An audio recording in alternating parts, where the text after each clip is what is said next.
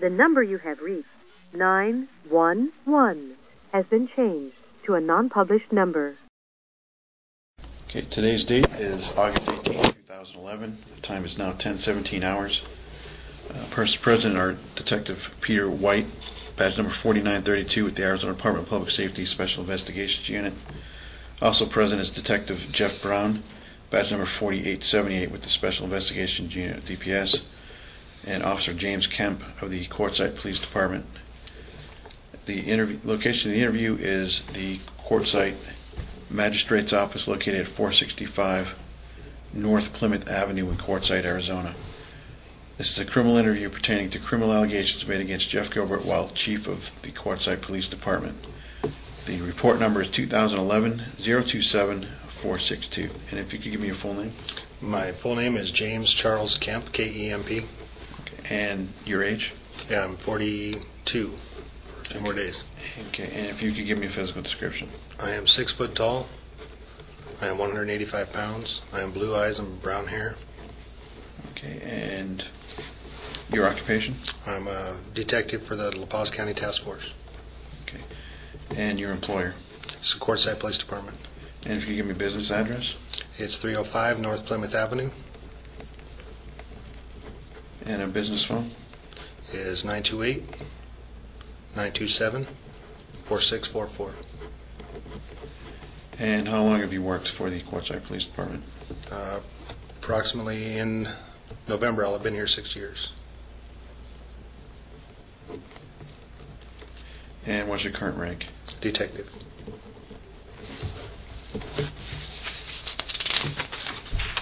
And badge number? This is Quartzsite 35. And is it the same as your call sign? My call sign for the task force is going to be just 35. Okay.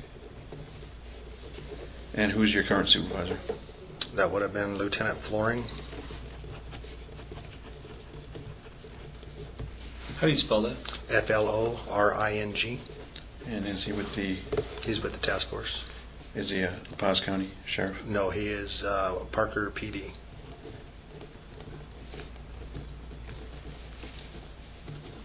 Okay. Did you sign the letter of no confidence? Yes, I did. Okay, and that's referring to the May 10th, 2011 memo from the Quartzsite Police Officers Association? Yes, apparently so. Okay. I had a mix-up on that deal, but I can explain that later. Okay. Did anyone force you to sign or not to sign the letter of no confidence? They did not. Did you author the letter of your allegations against Chief Gilbert? Yes, I did. Okay. Did anyone ask you to write the letter? Yes, they did. And who was that? AZDPS. Okay, and who from AZDPS? Mike Story. Why? I actually got a call from Sergeant Ponce who said that AZDPS was requesting that we put down the information that we had in a letter and any dates that we could remember to give to them because they knew they'd be representing us for this vote of no confidence. And did anyone force you to write that letter? No, they did not. I wrote it on my own free will. Okay, and did anyone tell you what to put into it? No, they did not. Okay. And why did you write the letter? I wrote this letter because I believed in what this letter says, and I believe that our chief of police for the Quartzsite Police Department is way out of control. In what way? Well, most of what I have is, for me, would be ethical things. Okay, and maybe they're personnel policy violations, but there's just, I've lived with a guy for almost 6 years. We started about the same time. He was a few months ahead of me, and I've come to understand what a cop is in my career, and I understand what a cop isn't, and he's not a cop. And what he has done to my fellow officers and myself, you know, for whatever reasons, there's a right way and there's a wrong way, and he's done wrong ways, you out of spite, out of whatever reason, he's done it the wrong way. he's conducted investigations on officers the wrong way. And in my opinion, he was wrong. When I found out through Linda Conley that he was actually, there was a few misdemeanor cases that I had heard about where it would be misdemeanor violations.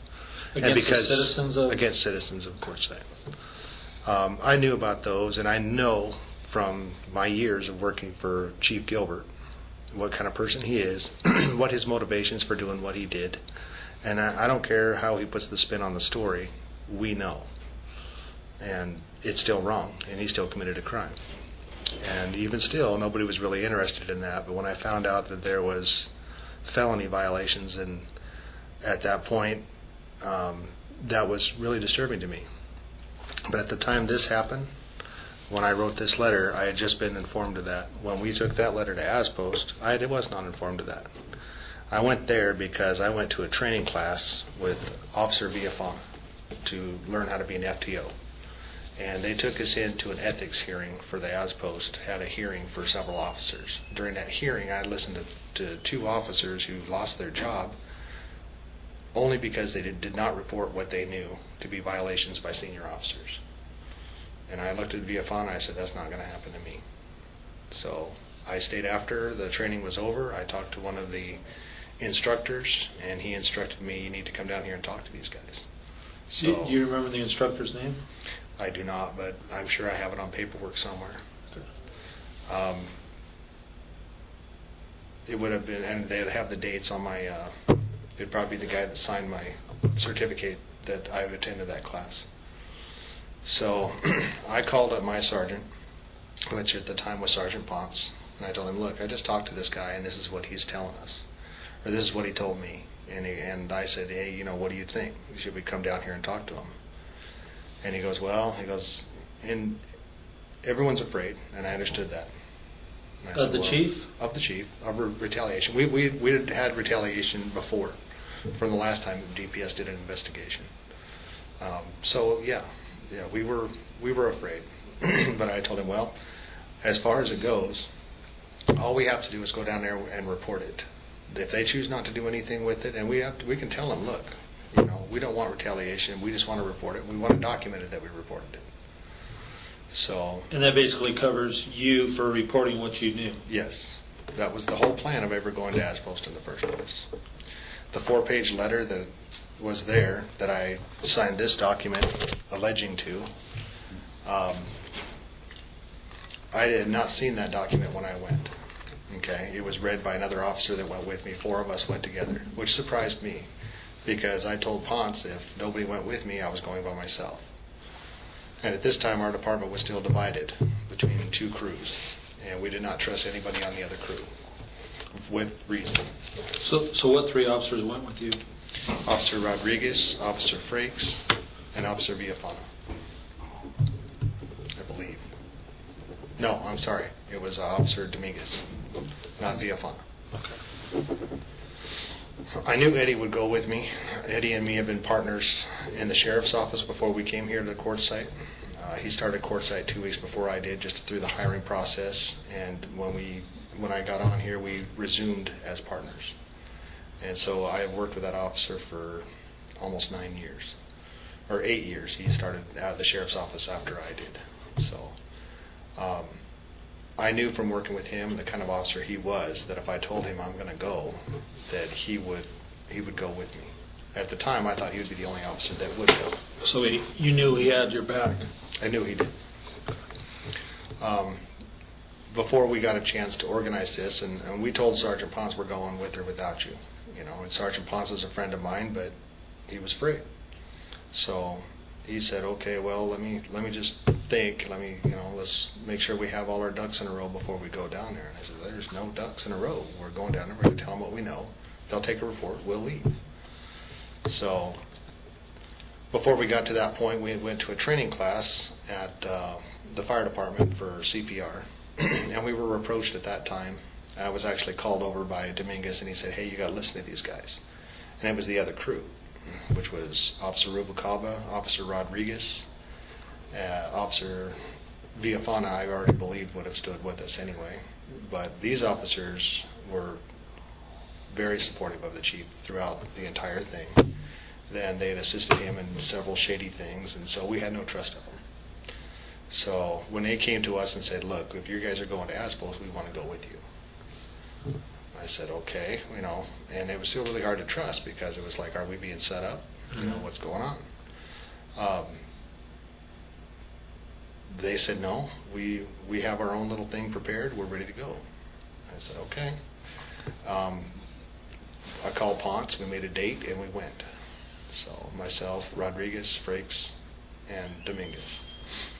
During that deal, I believe it was Officer Frakes or Officer Rodriguez read off that letter. I didn't actually get a copy of that letter until 2 days after we went to AZPOS. When I signed that sheet, we had actually received a letter from the AZCOPS to present to the town council, of which we were informed by AZPOS. AZPOS informed us, hey, you guys might want to talk to your representatives, AZCOPS. We did. They said, you guys need to do what's right, so you need to approach your council members. So we approached the council members one by one and said, look, these are our allegations. These are our concerns of what the chief has been doing, what's been going on. And it didn't do us any good. So at that time, we decided to do a public vote of no confidence and just give a bullet form reading of what some of those items were, why we were giving the no confidence. On the day we were giving that out, we came to the council meeting. The special meeting that was called, Ponce handed me that letter and said, hey, we need to sign this because their allegation is that because our letters are unsigned, there's no victim, so therefore there's no crime.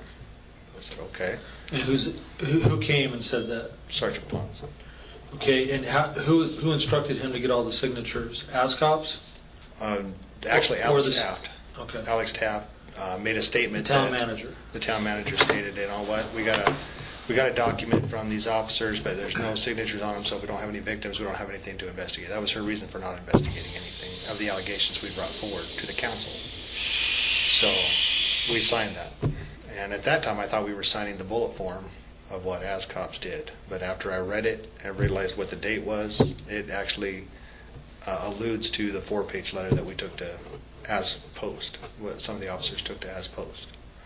So at that point, I understood that I agreed to everything that was in that 4-page letter, which was okay. I read the letter. And you didn't have a problem with the letter?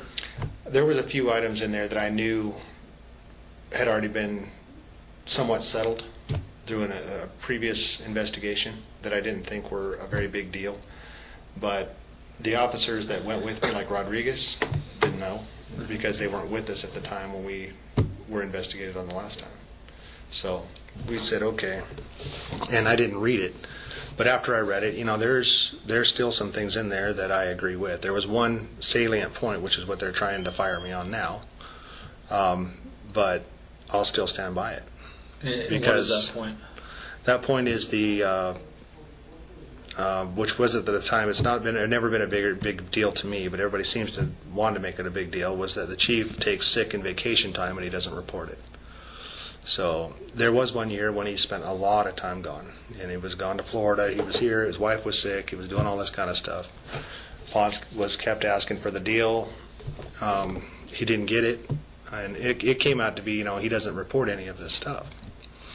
The Jennifer Pinot with your department called me, or actually, I was told by the mayor, you need to call this investigator. I called her, and she stated, well, if Alex Taft, the town manager, says he doesn't have to do that, then he doesn't have to do that. There's no criminal allegations there. I said, okay, That's kind of what the chief had alluded to me before, so I'm cool with that.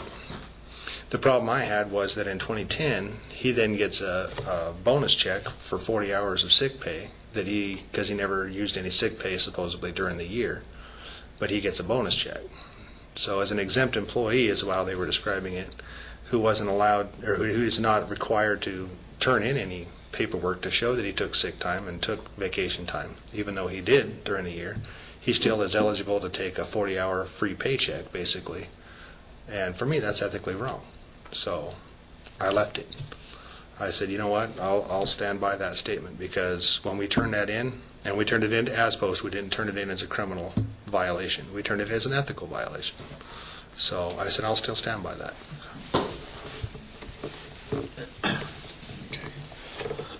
Did the chief, any of his command staff, or other officer threaten you in any way? During the first investigation of DPS, he did stand up before the entire meeting. He called a meeting. He had the investigation that you guys had done before. He meaning the chief? Yes. Chief of Police stood there and said, I have in my hand the report from DPS clearing me of all charges. I know who talked to the investigators, and there will be consequences. You will be dealt with. So. And how did you take that? I took it as a threat. So I specifically, because the mayor had come to me and he said, look, they have the DPS report. I just want to show you this deal because I know this is what they think. And he showed me a page of where I had talked to Jennifer Pinot, and for some reason she had mixed up where one of the officers had written a handwritten note. And I knew that to be false. I knew that's what the chief was going to think. And I was angry, number one, because I've worked for the guy at that time for almost 4 years, and he should know what my handwriting is. And number two, it was actually Bill Moore who wrote that note and turned it into Jennifer Pinot. And so I was angry at your investigator because she was handed the note by that guy who said, this is from me. And then it was messed up in the report. Exactly. So I knew what his repercussions for me was going to be, and because I'm the kind of guy that doesn't take threats lightly, I decided to wait until after the meeting was over, and I approached him and confronted him on it. And what was that conversation? That conversation was approximately 35 minutes long, where I said, look, I know what you're thinking of, and I want to explain what the situation is. Yes, I did call. I was told to call by the mayor of this town. They asked me questions. I answered those questions. Who was the mayor at that time? Foster. Okay. He'd just been elected. So I says then, when we got to this point, to the note, I says, I know you think that I wrote that note because you looked right at me when you said there was going to be repercussions. You looked at me, you looked at Dominguez, and you looked at Ponce. I says, so I want you to know, before you give me any repercussions that you're talking about, I didn't write that note. And I says, look at that note, and you can tell what my handwriting is. You should know what my handwriting is. And I says, that note was written by Bill Moore and turned in by Bill Moore. And I says, you need to talk to the investigator and ask her where that note came from. He looked at it at that time and said, okay, you know what, I do recognize that handwriting. That is Bill Moore's handwriting, because Bill Moore was a council member. So there had been transaction. He was, yes. Okay. He was recalled. So, which I think is probably part of the reason why he's still angry. But be that as it may, I told him, I understand that I did talk to DPS, but that's all you got. I was told to call, I called, and I answered their questions. So if you're going to be angry with me about that, just make sure you have your facts right. And I left it at that. He was fairly belligerent at first when I approached him. When I explained what the deal was, he was fairly calm and said, okay, but that still doesn't change who he is. And he did pay me back as many times as he could. And how did he do that? The situation that comes to me most is most of what he did is he takes it out on our sergeant. There's extra duties and different things like that, and most of it's just BS stuff, and you forget it almost as soon as it happens. You know why it's being done to you, but it's just he can do it. He's the chief of police, and it's just not worth the BS. The thing that did get me angry was that myself and Officer Dominguez both were having babies at the same time. His was approximately a month ahead of mine. We both went to Sergeant Ponce and said, look, as far as what we understand from the sick leave policy, we're allowed to take the Family Leave Act so we can stay home with our other children while our wives recover from having the birth of the baby and getting used to having a new baby in the house. We need to know if we can take that time, or do we need to use our vacation time, or what do we need to do? Sergeant Ponce said, okay, I'll check it, but I'm pretty sure that you use the Family Leave Act. So he went over and talked to finance, and Peggy told him, nope, everybody uses the Family Leave Act. Go ahead and turn in your statements. So we turned in our statements using our sick leave to use, and I took a month off, which I wouldn't have done. I took an entire month off because I had the sick time available to give my wife a chance. I turned it in months in advance of my baby being born, It was written sick leave on the top of the form. It was presented to the town manager. The town manager approved it. And Eddie's was also approved. We took our time when the babies were born. We got back to work. We were paid for it. Everything was all hunky-dory and done and over with. Both of us were back on the road, and Eddie was informed that he had too much vacation time because the guy never takes vacation ever. And they weren't going to pay him anymore. So he had to take a vacation. So he turned in for a week's worth of vacation. At that time, the chief said to Sergeant Ponce, "Why is he taking a vacation when he just took a month off from having the baby?" And Ponce explained to him, look, he took that under the Family Leave Act, so he used his sick time. He still had too much vacation time. So at that point, the chief went through the file and said, "Nope, I read this that says this. They can have one day off for the day of the birth of the baby, and if their wife stayed in the hospital the next day, they can have that day. Everything else has to be changed back to vacation time." So This is a town policy? yeah, this is the town sick leave policy. This is how he's interpreting it, even though we in the past, all the way through, even other officers that don't even work here anymore, they've taken the same Family Leave Act. We verified it, and this is where I got angry. I says, you know what?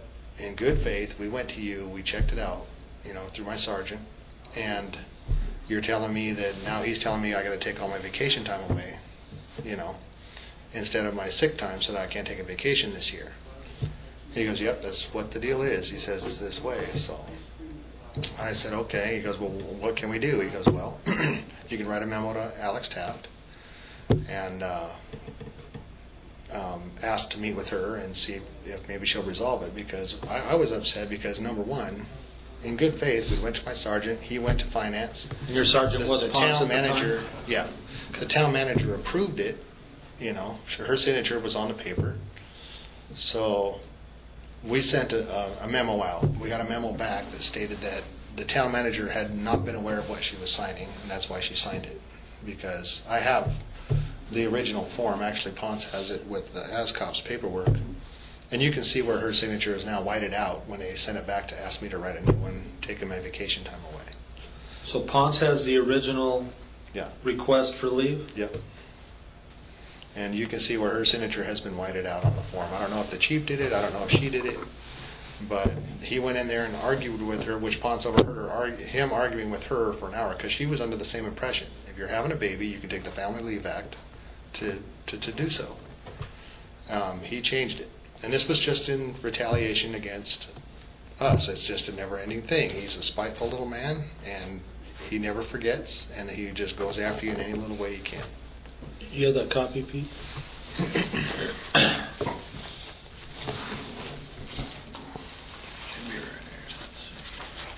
Now, have you ever heard the chief threaten anybody else besides you? Everybody at that meeting. At that meeting? Yeah.